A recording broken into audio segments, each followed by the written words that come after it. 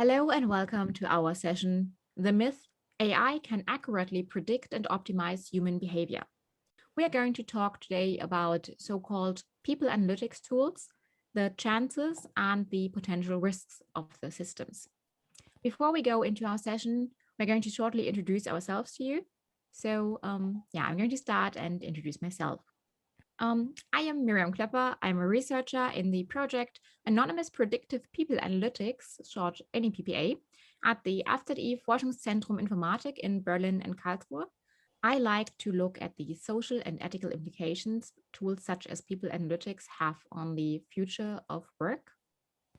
And together with Sonja, I'm researching about the ethical implications of people analytics, especially in the context of remote working. And I'm Sonja. I'm a researcher at the University of Hamburg and an associated researcher at Humboldt Institute for Internet and Society, where I'm part of the project AI and Knowledge Work. And in this project, we look at the implications of deploying AI-based technologies in the workplace. One more thing to explain before we really get into busting our myth. Why is this topic even important? And why are we talking about this today? People analytics tools, Sonja will explain to you in a minute what people analytics tools are. They are commonly used at the working place.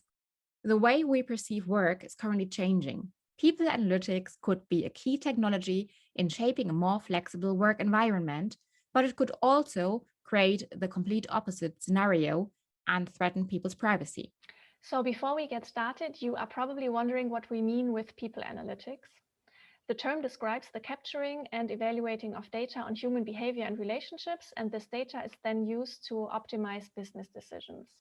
Applications that are used for people analytics exist in different maturity levels.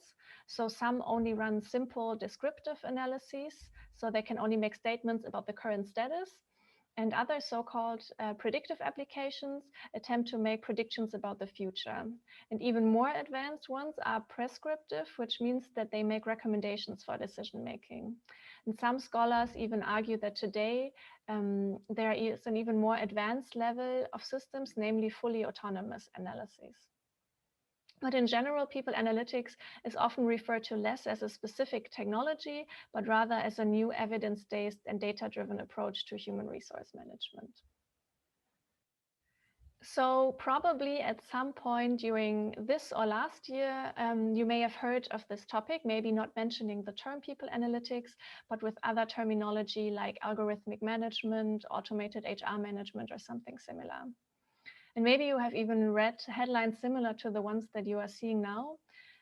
They say, for example, what email data reveals about burnout risks, or unions warn against AI surveillance in the workplace, or HR analysis is often unlawful.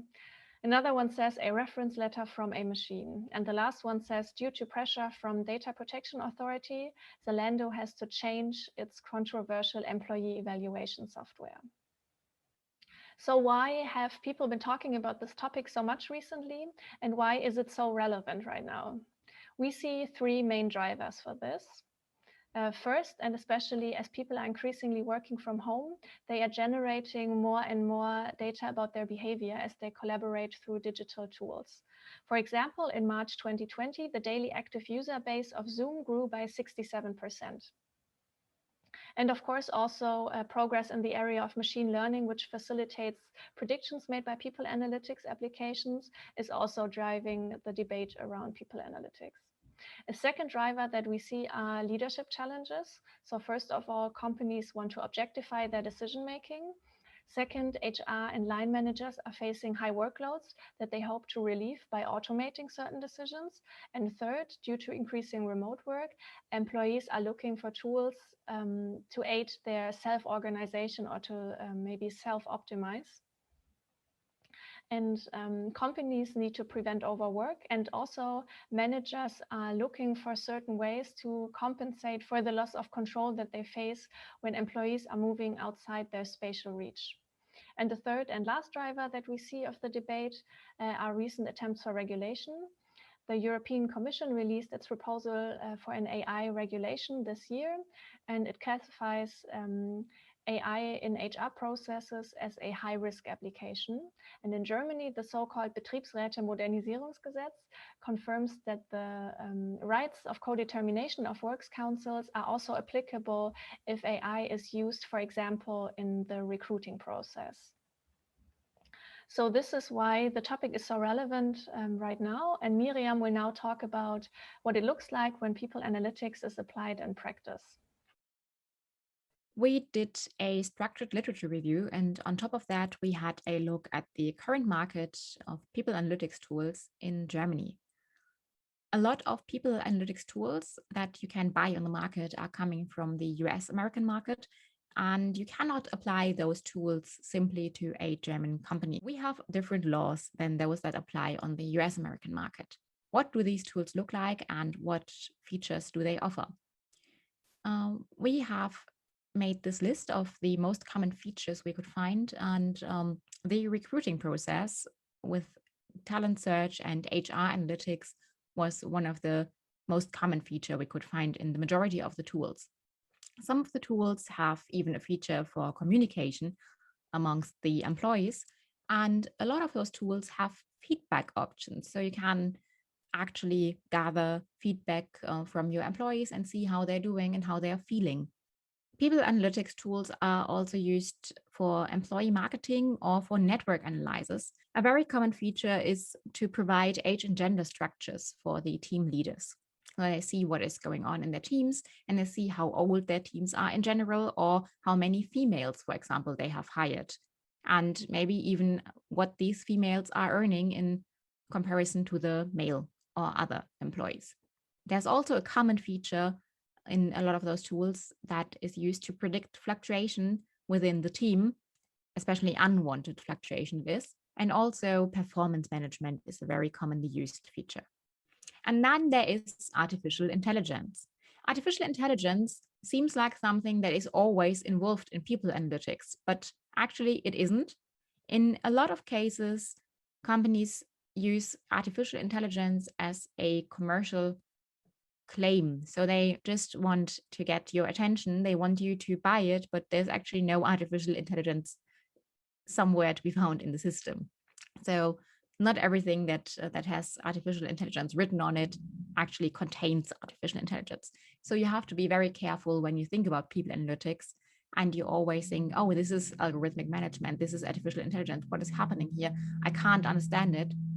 You have to think about what's really in it. So not all people analytics tools contain AI. People analytics systems are used in various different ways. For example, in recruiting, which I mentioned beforehand, that it's a really large common feature of people analytics tools. In recruiting, people analytics tools are used, for example, to scan CVs or to analyze the potential best candidates. Also, people analytics tools can predict unwanted fluctuation using historical data gathered in the company. Also, people analytics is used to measure productivity by tracking the amount of emails or calls sent per day, as well as the time employees spend in meetings. All of these mentioned use cases are, I mean, as I said, they are the most common use cases, but they all sound like it's a really rational thing to do. They sound like it's good to have a system doing this instead of a person maybe who is biased against a certain group of people, and the system is what we would think neutral and not having any emotions and any prejudices against groups of people. But that is not always the case. Especially in the recruiting use case, the automated process that is scanning the CVs is trained on historical data that was beforehand gathered in the company. This data is full with human biases of the former recruiters, so it is by no means neutral. The same goes for tracking or measuring productivity by an amount of emails or calls sent per day. It is not at all safe to say that sending or tracking emails says anything about the productivity of a person. And the same goes for the calls a person made per day. So now that you know how people analytics is being applied in practice, let's look at the potentials of people analytics that are often being discussed and how they create the myth of these applications being able to accurately predict and optimize human behavior. As Miriam has just described, when she laid out the different examples of people analytics, there are different reasons why companies choose to use them. They hope to improve the quality of their business decisions and leadership decisions, and they also hope to improve performance of the company as a whole and also of individual employees through automated personalized feedback. So to give you an idea of how people analytics is advertised, these snippets are from the websites of 3 big vendors, Microsoft, SAP, and Workday, and they advertise their tools with, for example, gain data-driven visibility into how work patterns affect well-being, productivity, and business performance, or see your people in a whole new way with workforce analytics. And the third one says, make HR decisions based on accurate workforce intelligence, not guesswork, with our cloud-based people analytics solutions. So the advertising promises of vendors, as well as the public discourse about people analytics that is currently taking place, have led to high expectations that in some cases may be higher than what the applications are actually capable of. First of all, it is often suggested that people analytics is superior to human decision makers who are supposedly irrational and make gut decisions. And users assume that people analytics will equip them with rationality, objectivity, or even turn them into prophets who can accurately predict the behavior of employees. And second, these applications assume that all human behavior can be quantified and measured. Miriam will later give some examples of employee behavior that is a little more difficult to express with data, but the potential that is seen in people analytics is that historical data can serve as a basis for predictions of future human behavior. And third and lastly, in people analytics views humans as quantifiable objects instead of cultural beings, and users assume that they can be optimized through data analyses in a similar way that machines can be optimized through data analyses. So these are, in short, the assumptions that lead to the myth that people analytics can accurately predict and optimize human behavior. And Miriam will now describe the risks and how this myth can be busted. We identified 6 common risks of the use of people analytics to help us bust the myth. So everything that Sonja just said can be refuted by these risks that we identified and that I'm going to talk about now. The first risk we identified is that recommendations and prognosis are hardly ever questioned by people. So in many cases, employees have limited knowledge on automated processes and AI in general. And the way that tech companies brand AI makes it appear unmistakable and super intelligent. Recommendations and prognosis are therefore oftentimes anticipated as very rational and true, and therefore are not questioned. It is hard and sometimes impossible to decline the usage of the tools. So what does that mean? Employers need to obtain their employees' permission before implementing and using PA software. But in many cases, this is just not correctly turned into practice. Non-technophile employees could be left out. So employees who are not used to deploy technologies could have problems to really assess and understand the potential risks that the usage of people analytics software could hold for them. If they are not used to use any kind of technology, they maybe don't know that giving your data, your personal data towards another person might have negative consequences for you. Maybe they don't see the risk of what it says about your working behavior or patterns when you are online and at what times you're online and what you're doing during these times. So that is a problem. And on the other hand, it could be the complete opposite. So employees who are very educated in statistics or data science, for example, could manipulate the data to their very personal favor. So in both ways, it could go wrong and is therefore a risk. Important social interaction might become invisible. If productivity is measured via metrics such as the amount of emails sent or calls made per day, social interaction at the workplace might become invisible. But it actually is pretty important if you have a colleague who comes over to you into your office or your cubicle and to your desk and asks you to have a coffee with him or her and to have a little chat and to talk about a project. And maybe the brainstorming you have over that coffee is so much more productive than you would be in a lot of emails and in a lot of calls or in any virtual meeting. So this social interaction is very valuable for a company and makes people happy and makes people very willing to go to the workplace because they like the environment. There's also the risk of growing information asymmetry. By deploying people analytics software, employers will be provided with vast amounts of information about employees and about the way they work and about what they do and when they do it. Employees, on the other hand, will likely not be able to obtain the same amount of information because in a lot of cases, they're just not able to see the metrics and statistics that are made by the data that they generate in their everyday work. Information privacy and personal privacy are threatened. So that is maybe the most foreseeable risk when using people analytics. In Germany, people analytics software needs to be in line with the DSGVO, but nevertheless, the usage of software and certain ways of obtaining and interpreting data can be threatening employees' information privacy. Also, privacy is more than just information privacy.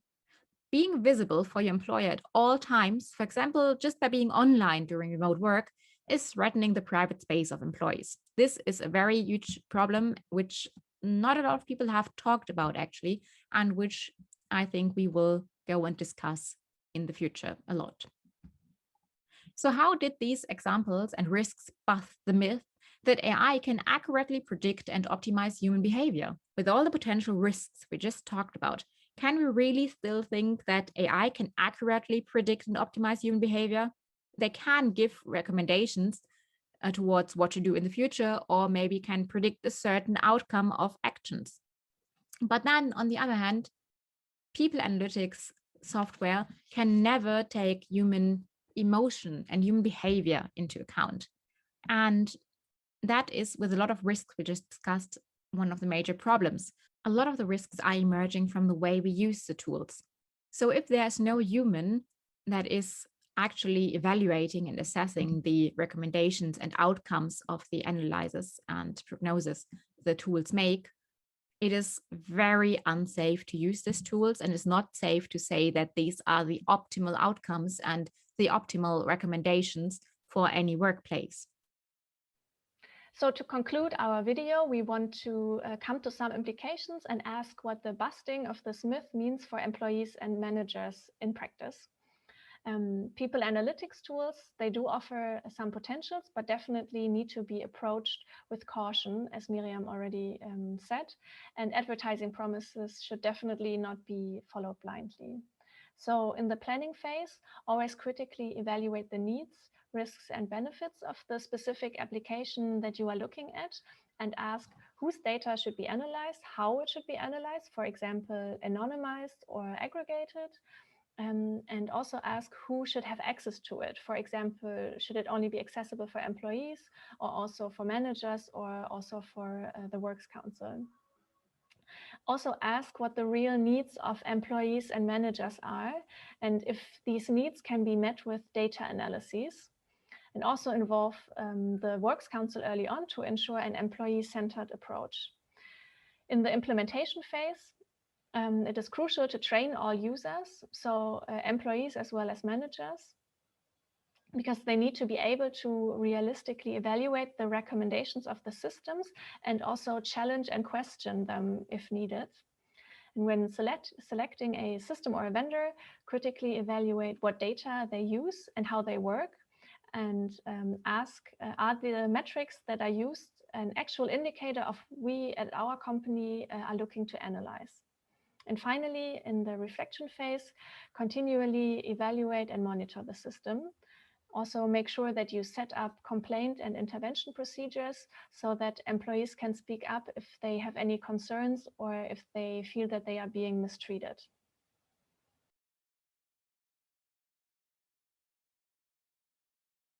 So yeah, after everything we heard now, do we still believe that AI can accurately predict and optimize human behavior? Nope, we do not. No, we do not think so. So yeah, and with that, our video ends. We hope you guys enjoyed it.